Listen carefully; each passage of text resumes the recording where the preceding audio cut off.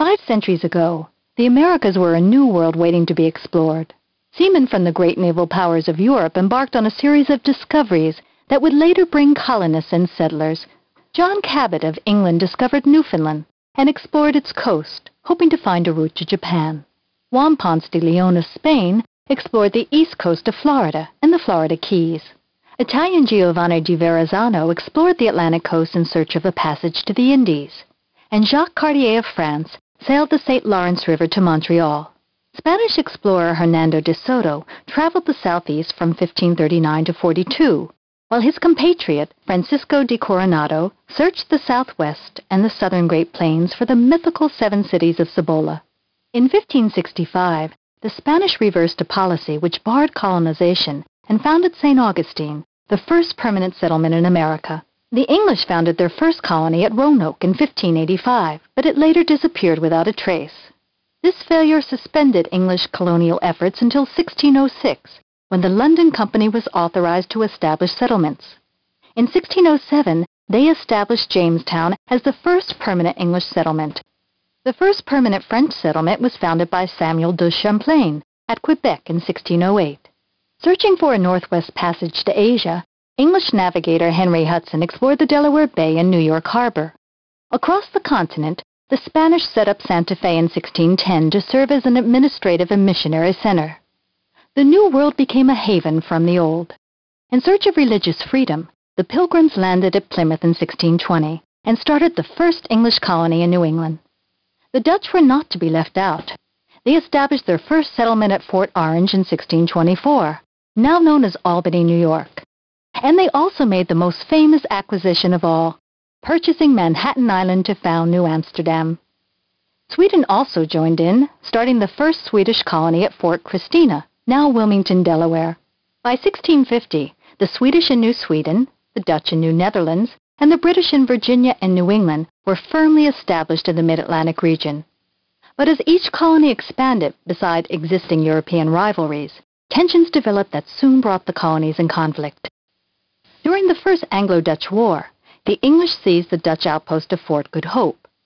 2 years later, the Dutch took control of the Delaware Valley from Sweden. The English regarded New Amsterdam as blocking their westward expansion, so they decided to take it.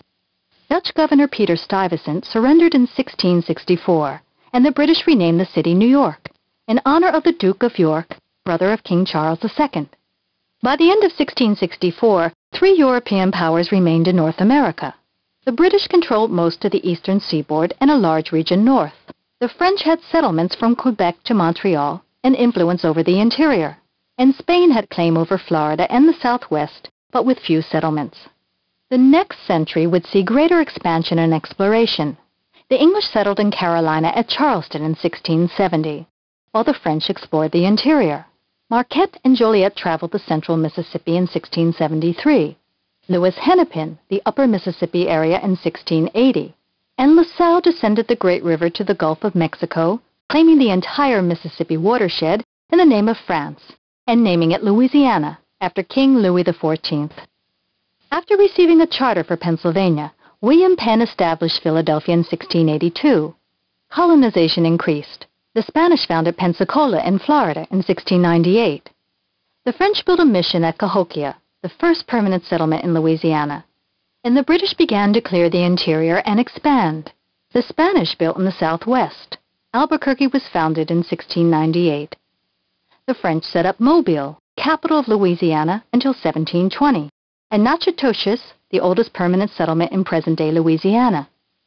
Responding to French development, Spanish missions were established in Nacogdoches, Texas, and then San Antonio. In 1718, New Orleans was founded due to its location on the Mississippi near the Gulf of Mexico.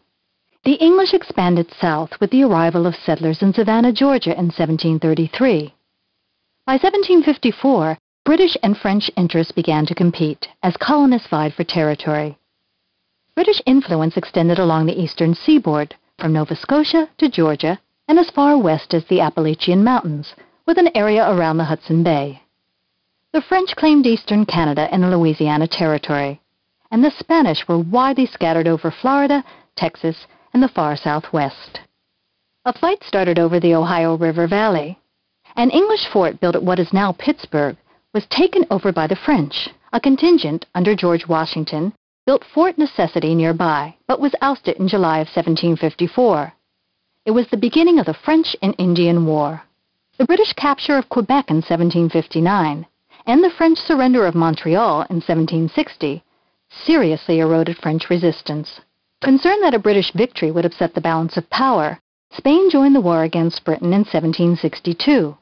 But Spain did not tilt the balance. Britain prevailed, and the Treaty of Paris of 1763, which ended the war, was much in its favor. Britain gained all of North America, east of the Mississippi River, including Canada and Florida. To compensate Spain for the loss of Florida, France ceded all its territory west of the Mississippi. The Indians had been a force in the war, especially with their raids on the frontier.